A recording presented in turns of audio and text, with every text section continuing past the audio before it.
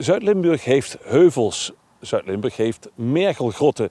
Maar Zuid-Limburg heeft nog iets wat in de rest van Nederland niet voorkomt. Kalkgraslanden, zoals waar we nu staan.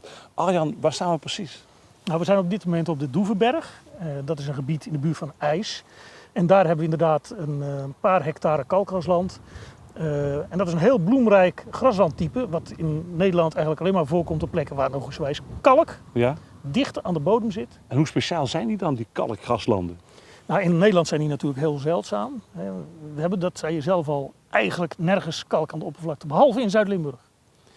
En daar is kalkgrasland eigenlijk alleen maar aanwezig in natuurreservaten op vrij steile hellingen. Dat heeft ermee te maken dat de bodemopbouw in Zuid-Limburg, dat ligt allemaal in lagen. En in een helling wordt een laag op een bepaald moment aangesneden. Die komt dan aan de oppervlakte. En precies op die kalkrijke zone kunnen planten groeien die je ergens anders niet vindt.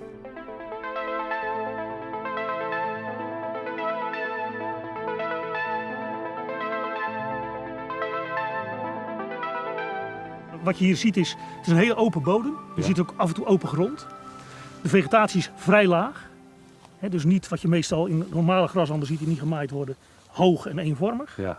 Wat belangrijk is, er moet natuurlijk kalk in de bodem zitten. En hier zie je al een steentje, dat is een kalksteentje. Ja. De meeste kalk is natuurlijk verweerd hier, opgelost. En dat zit wel in de wortelzone van die planten, dus dat kan je opnemen. Hier heb je de wit van de kleine bevernel. Dit is de grote centauri. Dat is ook een plant die heel kenmerkend is voor kalkgraslanden. Kalk zorgt ervoor dat heel veel planten het lastig hebben om te groeien.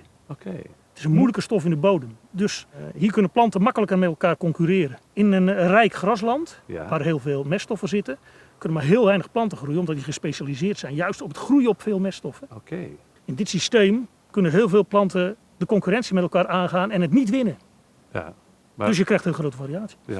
Dit zijn voor fauna ook bijzonder rijke gebieden. Vooral insecten. Want heel veel kalkgraslanden die liggen op het zuiden gericht, dus op de zon. Nou, insecten houden van warmte. Er zijn veel bloemen. Er is open grond om eens een nestje in te graven. Dus kalkgraslanden horen bij de soortenrijkste natuurgebieden van Nederland.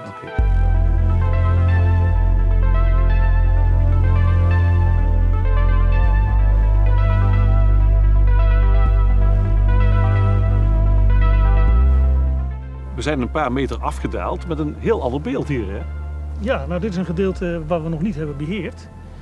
En dan zie je dus dat een open vegetatie al heel snel een stuk ruiger wordt. Ja, ik vind hogere planten. Ik vind het wel mooi, dat ruigen. Maar... Nou ja, als je graslanden wil behouden, dan moet je dit niet laten ontstaan. Ik zag al meidoorn, er staat heel veel dauwbraam in. Dat is een laagblijvende braamsoort. Rode kornoelje zie ik er al staan, dat is allemaal struiken. Dus stel nou, volgend jaar zouden we dit weer niet maaien en nog een aantal jaren achteraan. Dan heb je bos. Dus wij beheren hier, af en toe laten we een stuk staan. Dat is goed voor insecten die de winter kunnen doorbrengen in de vegetatie. En het jaar erop komen we hier dan langs en dan halen we het nog weg.